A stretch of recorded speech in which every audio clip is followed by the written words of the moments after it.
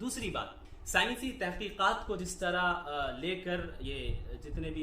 سے پیش کر وہ یہ دعویٰ کرتے ہیں خدا کا وجود، گویا کہ سائنس نے یہ پروف کر لیا اپنی تحقیق ریسرچ کہ خدا کا سرے سے وجود نہیں ہے، کہ یہ بات کس حد تک صحیح ہے، اس پر بھی غور کریں۔ مثلا جیسے آپ کو معلوم ہوگا کہ کا بچہ پیدا ہونے والا ہوتا انڈا ہوتا ہے، اس انڈے کا جو شیل ہے بریک ہو ٹوٹے تو پھر وہاں سے وہ نکلتا ہے۔ تو پرانے زمانے میں پہلے یہ لوگوں کا بقول ان لوگوں کے دین ہے کی بات کر رہا ہوں، وہ یہ کہیں گے بھائی پہلے تصویر تھا لوگوں یہ انڈا جو ہے خود بخود ٹوٹتا ہے وہاں کلر آئے، تو جب یہ ہوا کہ اسے توڑنے والا خدا ہے، کیونکہ اس کا سبب انہیں نظر نہیں آ رہا، تو انہوں نے اپنے سے ایک اپنا تصور بنا لیا، ایک آئیڈیالوجی اختیار کر لی، وہ یہ کہ بھائی خدا کا وجود ہے، چونکہ انڈا کیسے ٹوٹ رہا ہے، اس کا شل کیسے ٹوٹ رہا ہے اور بچہ کیسے نکل رہا ہے، کوئی تو کرتا ہوا نظر نہیں آ رہا ہے، اس خدا نے۔ لیکن آج جدید سائنس دیکھا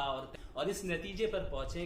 انڈے کو اوپر نیچرل پاور نے کوئی اللہ نہیں ہوتا ہے بلکہ بی کا بچہ ہوتا اندر ہے، کی چونچ پر ایگ ہوتا ہے جو 20-21 دن بعد نکلتی ہے اور اس کے ذریعے سے وہ شیل ٹوٹتا ہے، وہ انڈا ٹوٹتا ہے اور وہ باہر آ جاتا ہے۔ لہٰذا اب تک جو لوگوں کا تصور تھا کہ بھائی اس انڈے کو اللہ توڑ رہا ہے، اور اب سائنسی جو سامنے آ گئی ہے اور ہمیں معلوم ہو گیا کہ اسے اللہ نہیں توڑ رہا ہے بلکہ بچے کی چونچ پر جو ایگ ہے وہ توڑتا ہے، لہٰذا جو پرانا تصور تھا خدا کے وجود کا وہ غلط تھا۔ اسی طرح آپ ایک اور جیسے بارش ہو، اب جب تک ہمیں بارش کا رینز نہیں معلوم تھا تو لوگ یہ کہتے تھے بھائی آسمان سے پانی کیسے گر سکتا ہے، آسمان سے پانی گرنا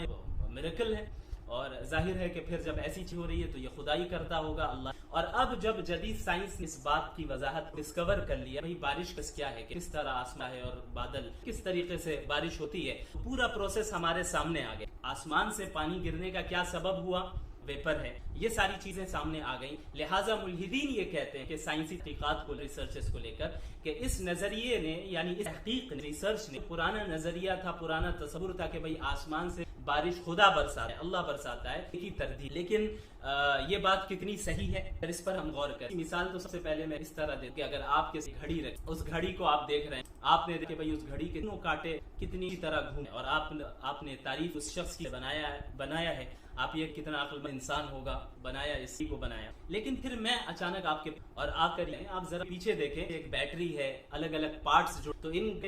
گھڑی کی یہ جو کاٹے ہیں 3 کاٹے ہیں، یہ اس بیٹری اور ان پارٹس کی وجہ سے گھوم رہے، لہٰذا آپ کا جو اب تک یہ تصور تھا کہ اس گھڑی کو کسی انسان نے بنایا یہ غلط ثابت ہو، تو یہ کتنی ایک احمقانہ بات ہوگی۔ اسی طرح جب پورے یونیورس کائنات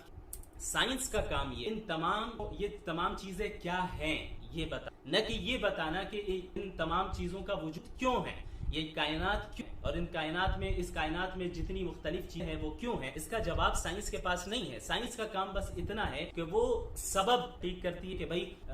یہ جو ہمارے سامنے نظر آ رہی ہے اس کے پیچھے کیا سبب، تو اس سبب کا تلاش کر لینا، اس سبب کو ڈسکور کر لینا ہرگز یہ ثابت نہیں ہوتا کہ اس چیز کو بنانے والا ہی کوئی نہیں، بلکہ سائنس نے کیا کیا کہ ہمارے مشاہدے میں وسعت دے، اب تک آپ گھڑی کے سامنے کا حصہ تو آپ بس اتنا ہی دیکھ، اب میں نے آ کے آپ کو اندر کے پارٹس بھی دکھا دیے، بیٹری دکھا دی، تو ہم نے کیا کیا کہ آپ کا مشاہدہ ہے اس میں وسعت پیدا کری، آپ اب تک اتنا دیکھتے آ رہے اب آپ اتنا دیکھ رہے، لیکن اس سے ہرگز یہ ثابت نہیں ہوتا کہ اس شے کو اس کا کوئی بنانے والا ہے ہی نہیں، بلکہ سائنس بیچ کی کڑی تلاش کر کے کہ ایسا ہے کہ یہ آخری کڑی ہے، سائنس کڑی کو اس بیچ کی کڑی کو آخری کڑی بنا کر جو کہ یہ سائنس بھی یہاں پہ وائی نہیں ہے